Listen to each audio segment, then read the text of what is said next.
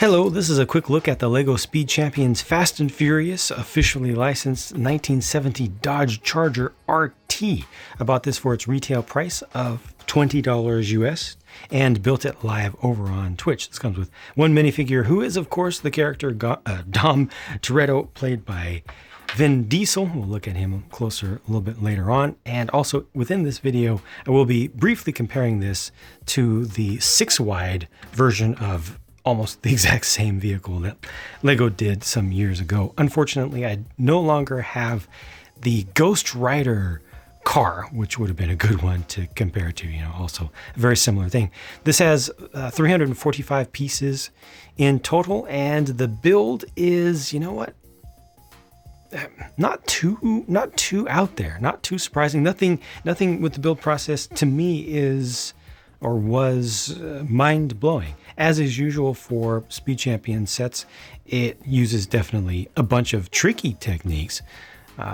Some things were unexpected in how they were approached throughout, but all in all, it went together in a fairly straightforward manner, just if you're following the instructions. I'm sure it was much, much more difficult to design it. I like the surround at the nose. There's just a single sticker down in there. You got the 4 headlights. I really, really like the design of the blower and the fact that it mostly uses small pieces within there. It's definitely too large for the scale of this, but I wouldn't want to see it done any other way, to be honest. It's really good.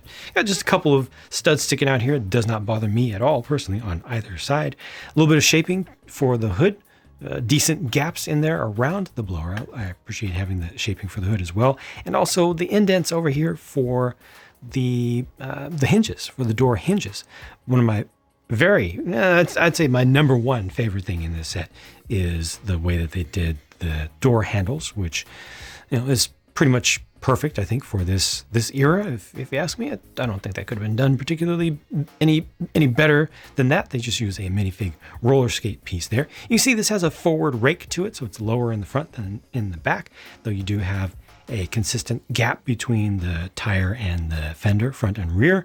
Unfortunately, the rear tires aren't taller in stature. They don't have a taller aspect ratio, so it looks like it's running on low pros all around, even though you've got the disc style inserts. These are printed pieces here. Yeah, just didn't capture the proper muscle car look here to me. Definitely needs some fatter tires on it. By fat, I mean like thicker tires.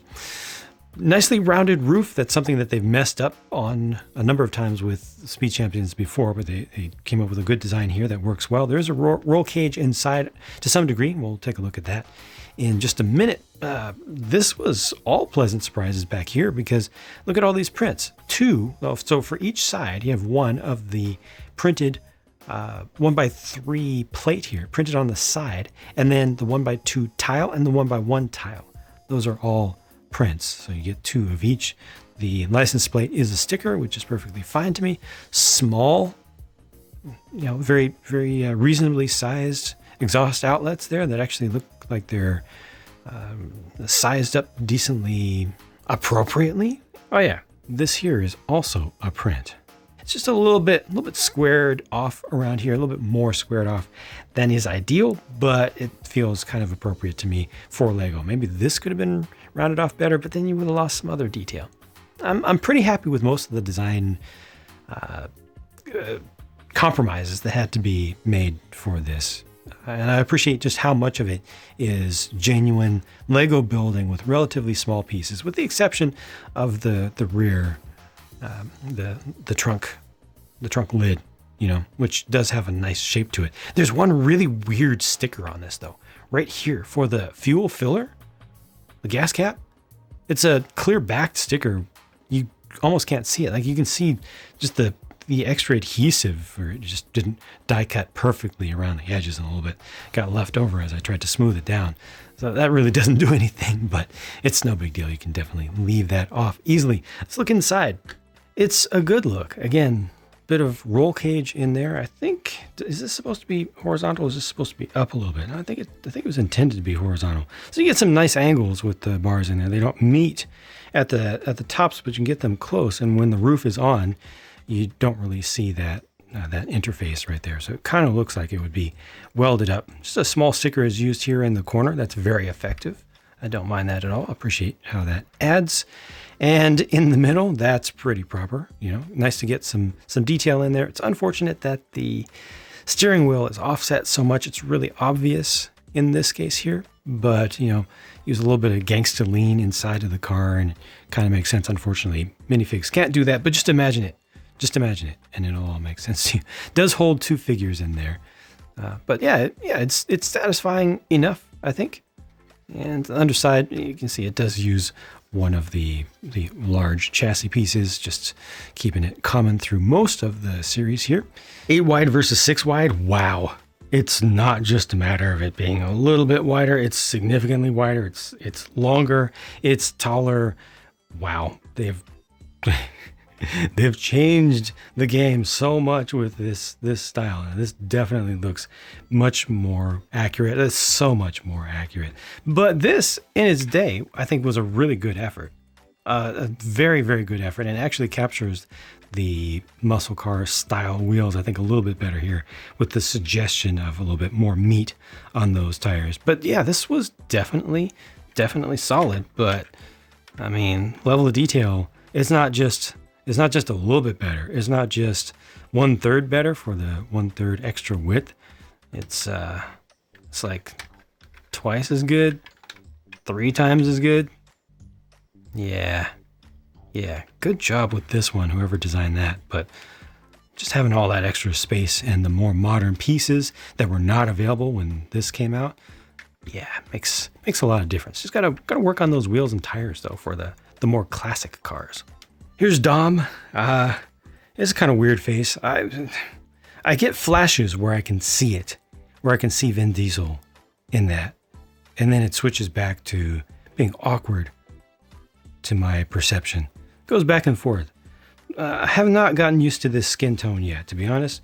I think maybe with some figures, it's fine and it's nice to have the variation, especially if you just have the head and then there's a hairpiece on it. But there's just so much of that right here.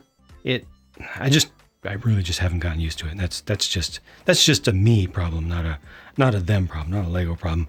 Good detail for the shirt front and back, and the inclusion of the wrench is not intended to represent a certain violent act that occurred in the Fast and Furious franchise. They literally include a wrench with every single set, but here it's extra appropriate, isn't it? Here are most of the leftover pieces, but missing is one of the 1x1 printed taillight pieces that I had dropped and haven't been able to find again yet. The sticker sheet for this set is absolutely tiny and not annoying to me at all. Again, the price was $20 US, which is the same that it's been for the 8 wides since they came out with the 8 wides. 20 British pounds is more. 25 euros is an increase. Was previously 20 euros, now 25. At least that's the base price in Germany, and it varies from there throughout the Eurozone. Some people get discounts from independent shops on day one, if not before day one. Some people will have to pay more than those. So all in all, for any regions where the price has gone up, I am sorry. That sucks. I never like to see price increases for the same thing.